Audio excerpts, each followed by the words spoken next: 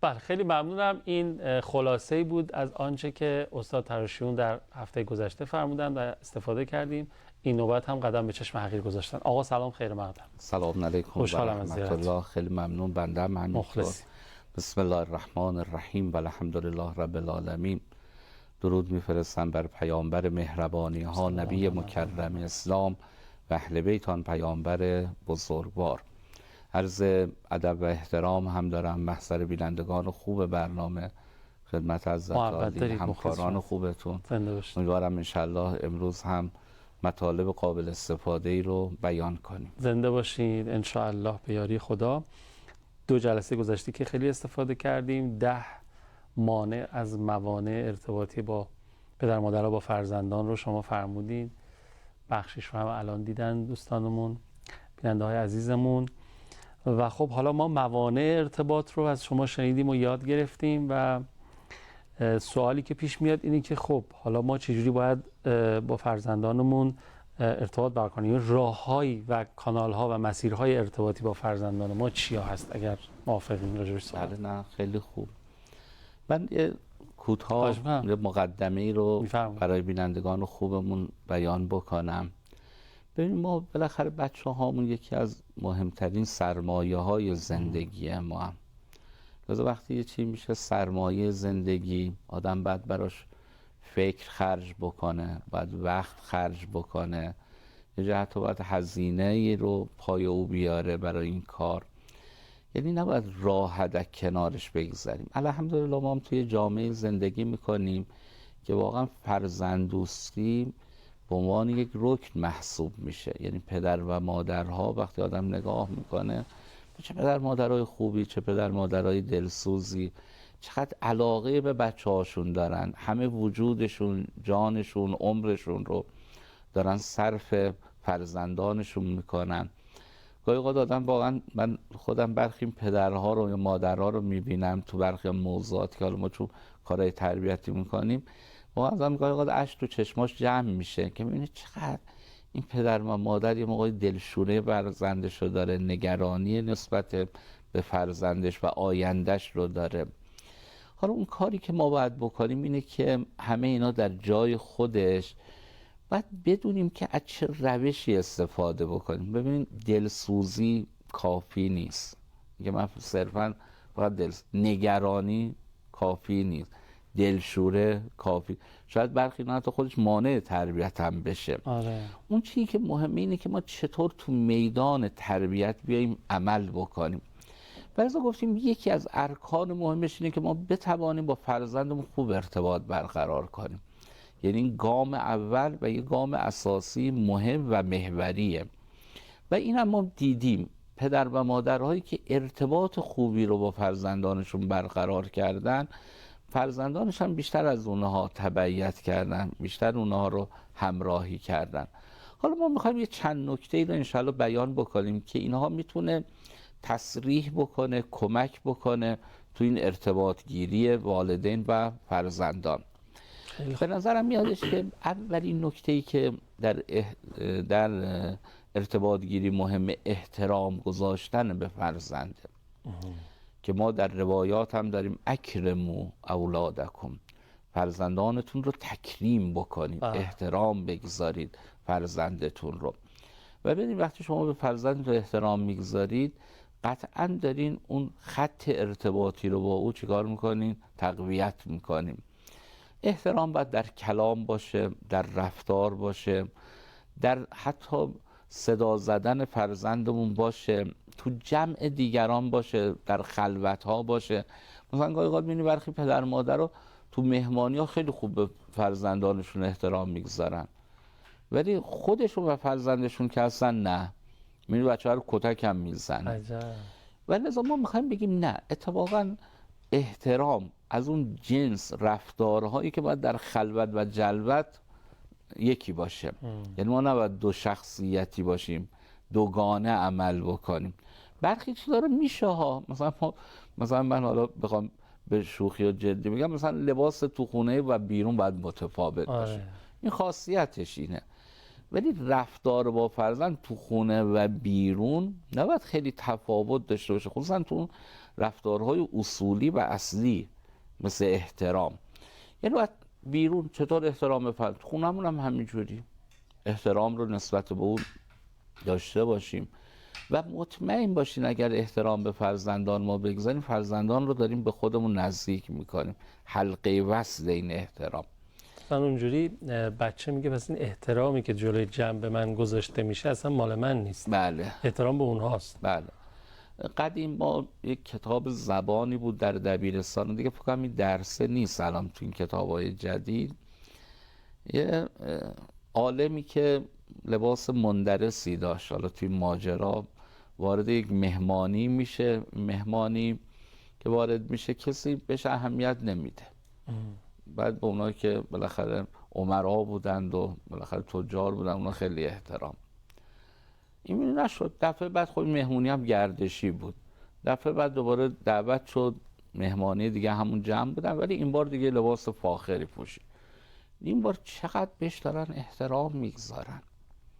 بس سر سفره غذا این قاشق غذا رو پر میکرد میریخت تو آستینش، تو بخور، این برای تو احترامه، برای من نیست. یعنی گاهی اوقات ببینید ما نسبت به بچه هامون هم ممکنه همینجور عمل کنیم، یعنی همونجوری که حضرت عالی هم خیلی زیرکانه و هوشمندانه فرموده احترام به خود فرزندمون نیست. اونجا به تعبیر من آبروداریه، میخوایم بگیم نه ما بلدیم، ما هستیم، ما میدونیم، در حالی که توی تربیت اتفاقا بعد مدلی که در خانه اجرا میشه اصیل‌تر باشه. بعدم میدونید حالا من از این یه وامی هم بگیرم، یه آسیب تربیتی هم بگم، شاید یکی از علت‌هایی که امروز خیلی از بچه‌ها وقتی بزرگ میشن دوچار دوگانگی رفتارم میشن همینه. مثلا دیدین گاهی اوقات پدر مادر میگه تو خونه هر چی میخوایی بدو بکن، تو مهمونی بشین. نمیدونم اینجا هر چی میخوایی بخور، اونجا نه، مثلا هر چی رو نخور مثلا تو مهمونی. یعنی میبینی بچه رو ما دعوت به دوگانگی میکنیم. دوگانگی مثلا یادتونه در یه برنامه من برنامه‌های قبلی اشاره کردم، یه پدری میگه بچه من اومد تو جمع وایساد میگه بابا پول میدی یا فحش بدم. آره. من با پدر ایشون که صحبت کردم گفتم چرا تو خونه این کار میکنم؟ گفت نه تو خونه جرأت نداره، تو خونه این کار بکنی یه اخم بهش میکنم فلان. گفتم تو مهمونی چه اونجا که نمیشه. ببینی این بچه هم این دوگانگی رو داره حس میکنه. تو خونه این کار نمیکنه، تو مهمونی چون میدونه پدر میخواد اون بالاخره شخصیت رفتاری خودش رو حفظ کنه، هر رفتاری رو بروز نده، اونجا میشه از این پدر سوء استفاده کرد. در حالی که من به پدرش هم گفتم نه اونجا همون رفتار تو خونه اگر خوبه اینجام خوبه، بعد اجرا بکنی. خود آقا تو جمع گفتم اب نداره، دستشو بگیر بیاریم تو اتاق، اونجا یه اخم بهش بکن. ولی این که اون حس بکن اینجا نه تو خل اصطلاحی هیچ کاری نمیتونی بکنی، لبخند و بیا بابا مثلا پولرم بگیر و برو، خب این معلومه دفعه بعدم همین کار رو خواهد کرد. پس اصل اول در ارتباط احترامه. احترام باید بگذاریم. یه نکته هم تو دل این در میاد. ببینین بینندگان خوبمون هم به این توجه داشته باشن، شما وقتی به فرزندتون تو جمع احترام میذارین دیگران هم ملزم میدونن خودشون رو که بچه شما احترام بگذارن.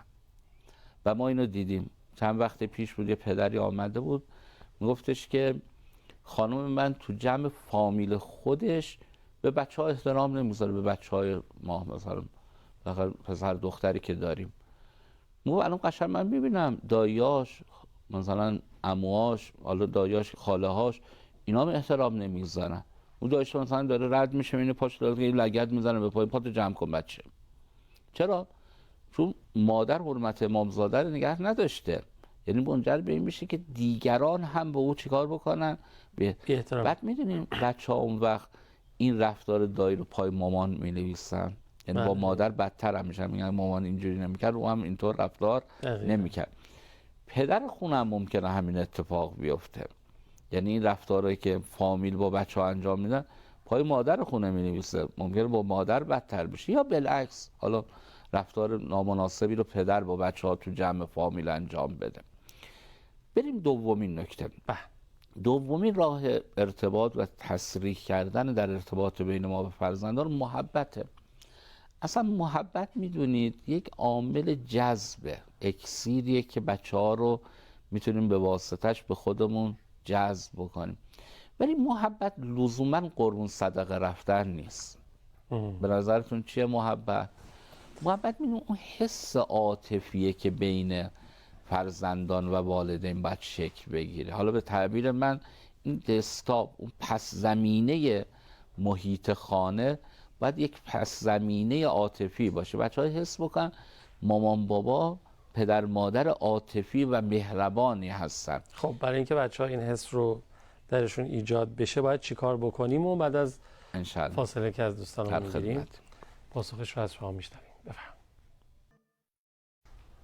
اللهم صل علی محمد و آل محمد و عجل فرجهم. پس تا اینجا شد اولین عامل برای تقویت ارتباط ما با فرزندانمون احترام. اکرم و اولادکم، خیلی نکته مهمی که فرمودن، به عنوان اولین مورد انتخاب کردن. دومیش فرمودن محبت. فرمودن قربون صدقه ظاهری رفتن هم نیست، باید یه جوری کاری بکنیم که پس زمینه ذهن و زندگی ما محبت باشه، یعنی اصلا در فضای محبت گونه تنفس بشه توی اون خانه. فرمودین قرار بود بفرمایید که چجوری ما این شرایط رو مهیا کنیم. ببین اولین نکته اینه که ببین اصلا رفتارهای مهربانانه تو محیط خونه این حسا ایجاد میکنه. این برخی رفتار خشن دارن، تند دارن. آره. این میبینیم اون دستاپ عاطفی رو تون البین میبره. و اینم من عرض بکنم، ببینید گاهی اوقات ما امروز متاسفانه برخی پدر و مادرها رو میبینیم واقعا تو محیط خانه مهربانانه عمل نمیکنن، یه ذره عصبی هن، یه مقداری تندی میکنن به بچه ها. حالا این علل و عواملی هم ممکنه داشته باشه، یعنی علل و عوامل تو در تویی داره و ممکنه اصلا روابط خود پدر و مادر خیلی روابط مناسبی نیست که این کشیده میشه به کف خونه، هر دو توی محیط احساس عصبانیت و خشم میکنن. یه موقعی میدونین اصلا دلیل نامهربانان بودن در محیط خانه چیه؟ عدم توجه به نیازهاست. یعنی پدر و مادر، یا بهتر بگیم زن و شوهر، نیازهای همدیگر وقتی برآورده نمیکنن، رفتارهاشون رفتارهای مهربانانه نمیتونه باشه. برای همین زن و شوهر حتما باید یه وقتهایی رو اختصاص بدن برای همدیگه، برای رفع نیازهای همدیگه. حالا ممکنه برای خودشون هم رفع نیاز عاطفی باشه. گاهی اوقات مثلا نیاز خانم اینه که یه گوش شنوایی باشه، باش درد و دل بکنه. آقای موقعی بشه اوزون برای خانمش، گوش بشه، او درد و دل بکنه. و نکات دیگه‌ای که باید توی محیط خانه بهش توجه بکنیم که این رفتار در محیط خانه متعادل بشه. بعضیا فقط رفتارهای محبت آمیز بین زن و شوهر رو، بعضی از آقایون مخصوصا خیلی وقت ممکنه این اشتباه رو بکنن، ما آقایون اختصاص بدیم فقط به اتاق خودمون، اتاق خواب مثلا. تو محیط خونه میگیم نه، خیلی لزومی نداره رفتارهای محبت آمیز، در صورتی که باید منظورم اون جنس نیست، منظورم متوجهم باید آمیز که باید این خیلی کمک میکنه که اون پس زمینه تو خانواده ایجاد بشه دیگه. این وقتی رفتار بین پدر و مادر محبت آمیز باشه، ناخودآگاه اون فضای امن و محبت آمیز تو خونه شکل. مثلا میدونید ما مردها، جناب آقای قوامی عزیز، بعد همسرانمون لحاظ عاطفی شارژ بکنیم. بله. اینم نباشه که مثلا ماهی یه بار، مثلا هفته یه بار، یا بعد سال یه بار، مثلا روز تولدی. مثلا یکی که یه برداشت غلطی از روایت کرده بود، خانم شما 2 سال من با آقامون ازدواج کردم، اصلا نمیگه من تو رو دوست دارم. من با آقا گفتم چرا نمیگی؟ گفت اون اوایل گفتیم، پیغمبرم که فرموده وقتی به زنتون میگین دوستش دارین دیگه از قلب زائل نمیشه. یه بار گفتیم دیگه مونده دیگه. چی بگیم؟ استدلالات من در بیاری ایناست دیگه. من گفتم نه، اصلا این جنس محبت شما ببینید مثلا در روایت داریم وجود مبارک پیامبر گرامی اسلام میفرماید بعد الطفهم به اهله. آره. مهربان ترین باشه، احسنهم خلقا، بعد خوش خلق ترین باشه، معاشرت جمیله، بعد خوش مشرب باشه با خانمه. یعنی یک جریان جاری و ساری تو محیط خانه، نه اینکه یک مقطعی انجام، مثلا پا به سن گذاشتن دیگه، اما که گذشته. من چند وقت قبل بود یه آقایی در مشهد پیش من آمد، سن و سالی هم داشت، آقا پیرمردی بود، میگه ما قبل از انقلاب ازدواج کردیم، ما در یک نقطه کویری هم زندگی میکردیم، ما باور کن یعنی توی شعاعی اونجا علف از زمین نمیروید به شدت گرمایی که وجود داشت، ما برخی درختای خاص اونجا بودش. میگه الان اخیراً خانم من برگشته میگه تو خواستگاری من اومده بودی گل نخریده بودی؟ بهش میگم خانم تو میدونی ما که کجا زندگی، وسط کویر توی روستا، علف نبود اونجا، تو گل هم من طلب میکنی؟ میگه الان اصرار بر این داره. من میدونیم بهش چی گفتم ببین الان خانم نمیخواد بگه اون موقع چرا نخریدی، الان حرفش اینه که چرا الان نمیخری، دیگه روش نمیشه تو این سن و سال بگه. خدا اما که گذشته. گفتم نه از شما شاید ولی از خانومت نگذشته، باید برای او بخری. گفتم یکی دو بار بخریم این چقدر آروم میشه. یعنی این محبت یک جریان ساریه.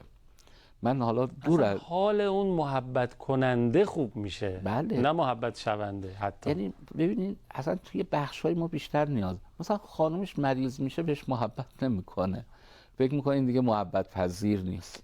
نه بابا اتفاقا اونجا باید محبت، ولی جنس محبت نباید آزار دهنده باشه، باید بهش محبت بکنیم.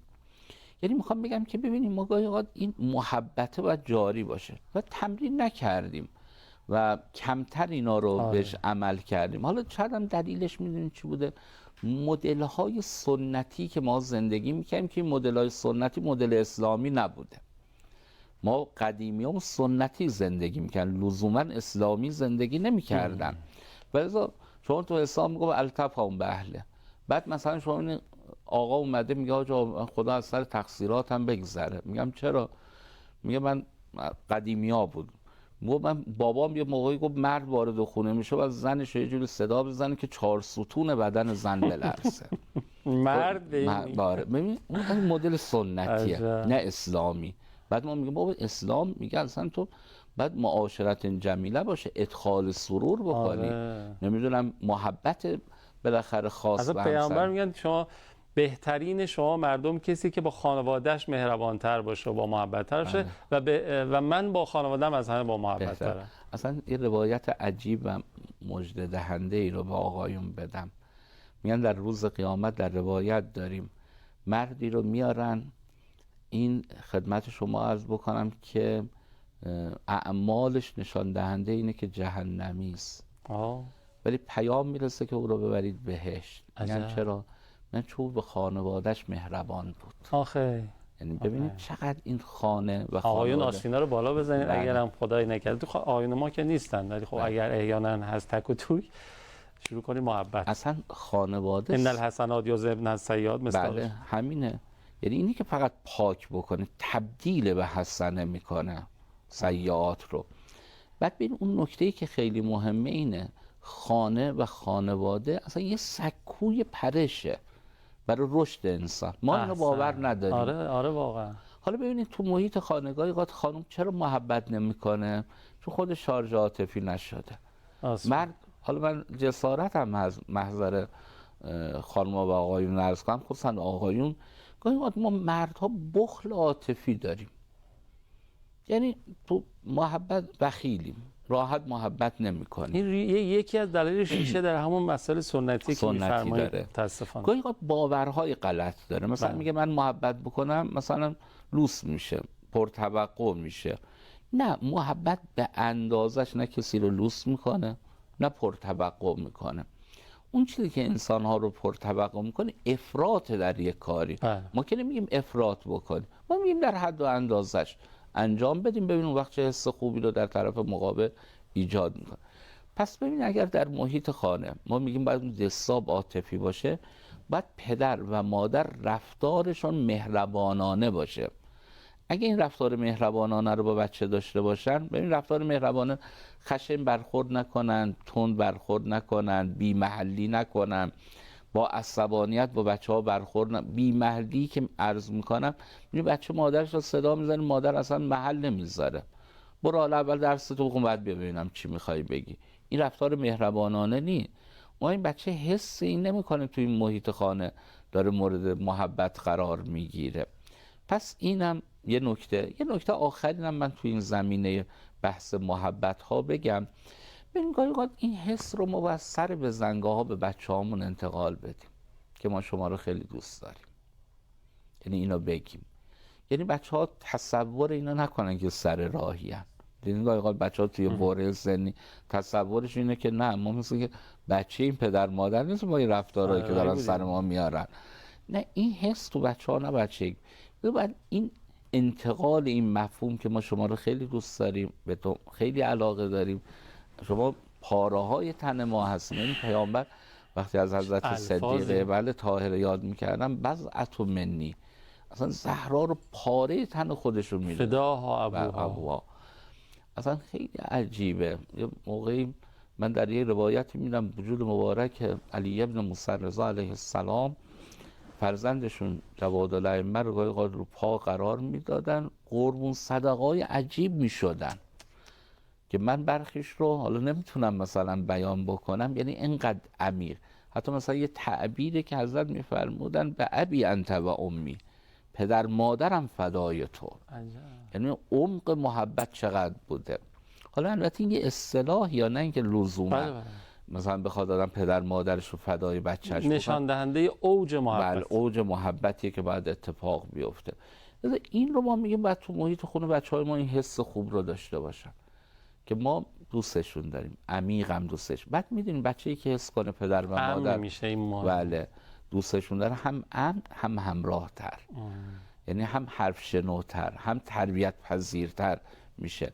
ولی الان خیلی از بچه‌ها ما اینا رو چاله با نوجوانا اینا هم سر کار داریم یا بچه‌های سن پایین‌تر که ارتباط میگیرن، یه جای واقعا اینا علنی میگن فکر نکنیم ما پدر مادر ما رو دوست دارن.